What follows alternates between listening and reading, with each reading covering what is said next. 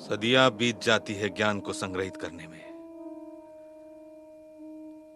ये धर्म समीक्षा, ये नीति शास्त्र, ये वास्तु शास्त्र, ये नगर रचना शास्त्र, वैदिक शास्त्र क्या नहीं था यहां पर। कितने दूर देशों से आते थे विद्यार्थी यहां पर ज्ञान प्राप्ति के लिए। यहां इस भारतवर्ष के गौरव स्थान पर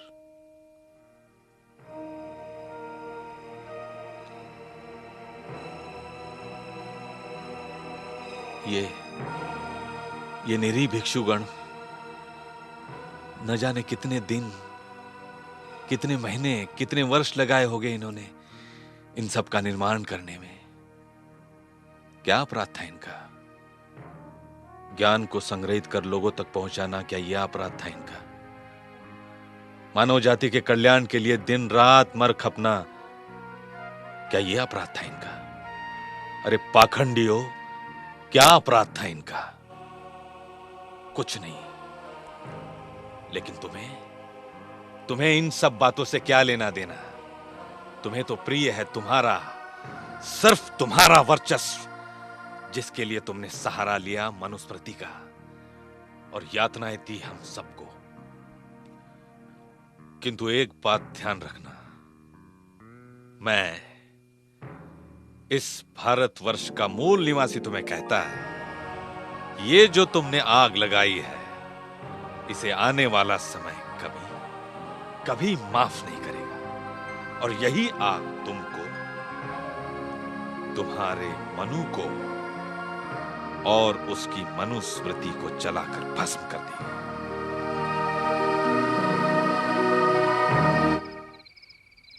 शक्तिनापि शूद्रेण न कार्यो धन संचय।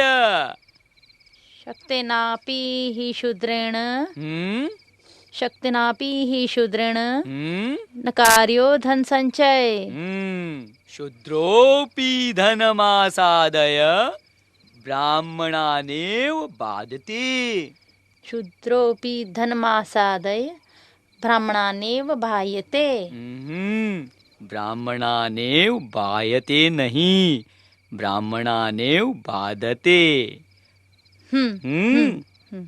अर्थात सामर्थ्यवान होने पर भी शूद्र को धन संचय नहीं करना चाहिए,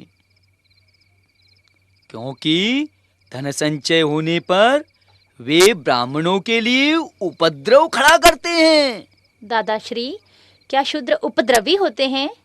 बहुत उपद्रवी होते हैं, बहुत उपद्रवी होते हैं। उन्हें कोई भी अवसर नहीं देना चाहिए, न धन का न ज्ञान का। उन्हें सदैव अपना दास बनाकर रखना चाहिए। क्यों दादाश्री?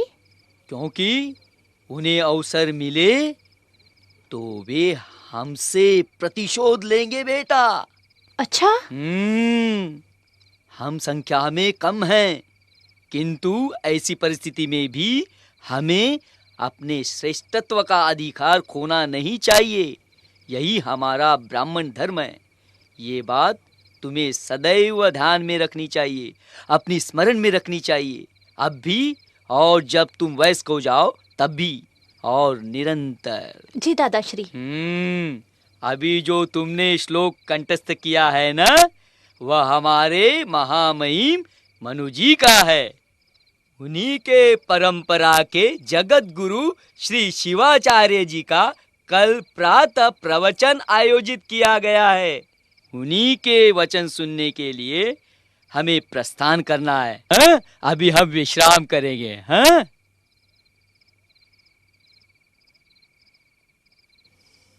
शक्तिनापि हि शूद्रेण न कार्यो धन संचय।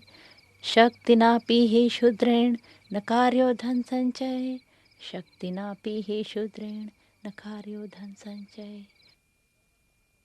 हे धर्मरक्षक प्रजागण, मैं आज आप सबको महान सनातन धर्म की गौरव गरिमा से अवगत कराते हुए स्वर्ग का रास्ता दिखाऊंगा। राम और कृष्ण जैसे देवताओं का यह वैदिक धर्म सारे विश्व में अति प्राचीन एवं सर्वश्रेष्ठ है। समाज का हर व्यक्ति अपना जीवन सुखपूर्वक व्याप्त करे, इसलिए उसे सनातन धर्म का एवं उसके नियमों का कठोरता पूर्वक अपने जीवन में पालन करना होगा। तभी समाज की हर जाति का व्यक्ति सुखमय स्वर्ग को प्राप्त होगा। हर एक व्यक्ति का जन्म उसके पूर्व जन्म के पाप और पुण्य के कर्म के आधार पर ही 4 वर्णों में हुआ है। सर्वश्रेष्ठ ब्राह्मण, क्षत्रिय, वैश्य तथा शूद्र सभी को अपने कर्म बड़े ही भक्तिभाव से मनुस्मृति के अनुसार ही करने चाहिए। यदा यदा हि धर्मस्य ग्लानिर्भवति भारत अभ्युत्थानम् अधर्मस्य तदात्मानं सृजाम्यहम् परिमाणाय साधूनां विनाशाय च दुष्कृतां धर्म संस्थापनार्थाय संभवामि युगे युगे। 8वें अवतार भगवान श्री कृष्ण ने कहा है कि मानव जाति पर जब जब भी संकट आते हैं तब तब उनके संकट के निवारण के लिए साक्षात भगवान इस धरती पर अवतरित होते हैं। तदनुसार भगवान के 9वें अवतार श्री भगवान बुद्ध अवतरित होकर मनुष्य जाति को समता एवं बंधुत्व का संदेश देकर कहते हैं कि सभी मनुष्य समान है, सभी चारों वर्ण के व्यक्ति एक जैसे हैं, सिर्फ उनके कर्म भिन्न भिन्न है। इसलिए भगवान विष्णु के 9वें अवतार भगवान बुद्ध कहते हैं कि झूठ, सरासर झूठ, पाखंड है ये सब। भाइयों भाइयों, इसके भूल भुलैया पाखंडी बातों के जाल में ना फंसो। ये ब्राह्मणवादी हम सबको बहका रहा है। जिस महान तथागत बुद्ध ने समता का मार्ग बताकर ईश्वर के अस्तित्व को ही नकारा है, तो फिर वो ईश्वर के अवतार कैसे हुए? ये पाखंडी ब्राह्मणवादी बुद्ध को भगवान का अवतार बताकर मनुवादी वर्ण व्यवस्था के चपेटे में लेकर हमें फिर एक बार दास्ता के अंधेरे में धकेल रहा है। अरे क्षत्रिय, देख क्या रहे हो? अरे धर्म डूबा जा रहा है। राज सत्ता के आश्रय और राजदंड के दमन से मैं घबराने वाला नहीं हूँ। जब जब और जैसे ही मुझे अवसर मिलेगा, मैं तुम्हारे पाखंड की धज्जियां उड़ाता रहूंगा। पकड़ लो इसे, इस अधर्मी की हत्या कर दो, ताकि कोई पापी और अधर्मी इस धर्म के विरुद्ध आवाज न उठा सके। जाओ, इसे पकड़ो और खत्म कर दो, यही तुम्हारा कर्तव्य है। जाओ। हे मनु महाठगुआ, महाठगुआ महाठगुआ जानी।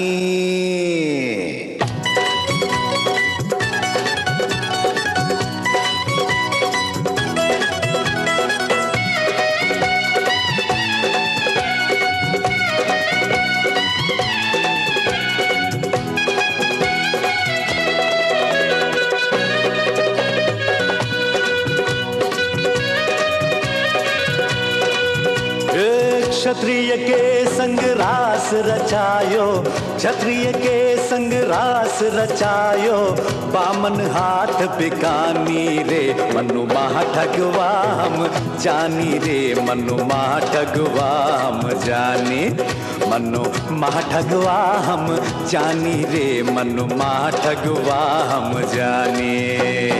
क्षत्रिय के संग रास रचायो, बामन हाथ बिकानी रे मनु महाठगवा हम जानी रे, मनु महाठगवा हम जानी, मनु महाठगवा हम जानी रे, मनु महाठगवा हम जानी।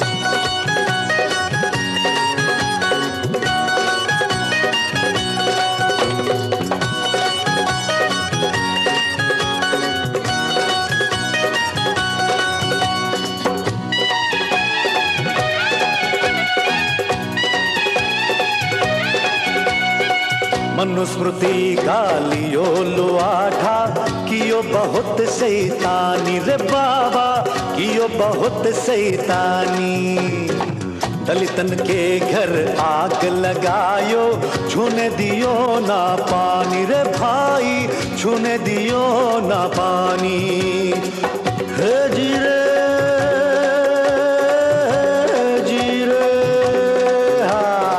चारों वर्ण में देश को बांटा, चारों वर्ण में देश को बांटा, गजब तेरी मनमानी रे मनु महाठगवा हम जानी रे, मनु महाठगवा हम जानी, मनु महाठगवा हम जानी रे, मनु महाठगवा हम जानी।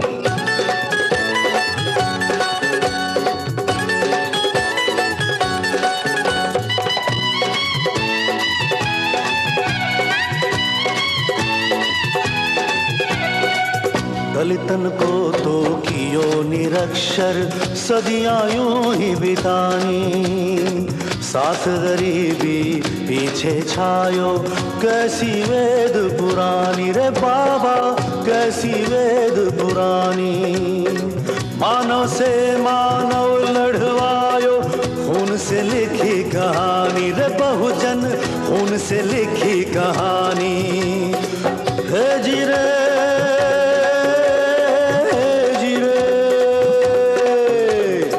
जाग बिरादर बांध मुष्टिका, जाग बिरादर बांध मुष्टिका। बहुजन राज चलानी रे मनु महाठगवा हम जानी रे मनु महाठगवा हम जानी। मनु महाठगवा हम जानी रे मनु महाठगवा हम जानी। क्षत्रिय के संग रास रचायो, क्षत्रिय के संग रास रचायो। बामन हाथ बिकानी रे मनु महाठगवा हम जानी रे मनु महाठगवा हम जानी। हे मनु महाठगवा हम जानी रे मनु महाठगवा हम जानी। मनु महाठगवा हम जानी रे मनु महाठगवा हम जानी। मनु महाठगवा हम जानी रे मनु महाठगवा हम जानी रे।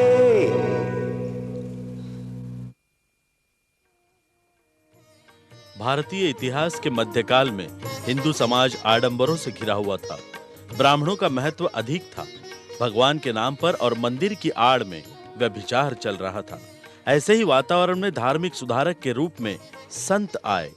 तमिलनाडु के संत अभयाचार्य, त्यागराज, पोतन्ना और वैमन, आसाम के संत श्री शंकर देव, उड़ीसा के संत जगन्नाथ दास और सरल दास, कश्मीर के संत परमानंद और लल्लेश्वरी, राजस्थान के संत दादू दयाल, बिहार के संत दरिया, गुजरात के संत नरसिंह मेहता, पंजाब के संत गुरु नानक, गुरु अर्जुन देव, गुरु अमरदास, उत्तर प्रदेश के संत कबीर, महाराष्ट्र के संत नामदेव, एकनाथ, तुकाराम, चोखा मेला और सोहराबाई इत्यादि संतों ने मानवीय धर्म पर जोर दिया। इन्होंने जो कुछ कहा उसका आधार वेद या धर्म ग्रंथ नहीं बल्कि निजी अनुभव था। संत कबीर और संत तुकाराम ने अपने विद्रोही विचारों से ब्राह्मण समाज में खलबली मचा दी। गुरु नानक ने जाति व्यवस्था को नष्ट कर ब्राह्मणवाद को ही खत्म कर दिया। तिरुवल्लुवर, गोरखनाथ, सावतामाली, गोरा कुंभार, सेनानाई, मीराबाई, शारदा मणिमा, रमन महर्षि और मेहर बाबा जैसे संतों ने भूत प्रेत, अंधविश्वास और मंत्रोच्चारण का खंडन किया। समाज में व्याप्त धार्मिक पाखंड को ललकारा और अपनी विद्वत्ता से यह सिद्ध कर दिया कि ज्ञान प्राप्ति उच्च जात वालों की बपौती नहीं है। इन संतों के वचन, उपदेश, दोहे, अभंग और आरतियों से समाज प्रभावित तो हुआ किंतु परिवर्तित नहीं हुआ, क्योंकि समाज का अंतःकरण ब्राह्मणवादी व्यवस्था से जकड़ा हुआ था। सुनो सुनो सुनो, पूना के नागरिकों, विद्वानों, प्रजाजनों, ब्राह्मण कुलोत्पन्न मेहरबान पेशवाओं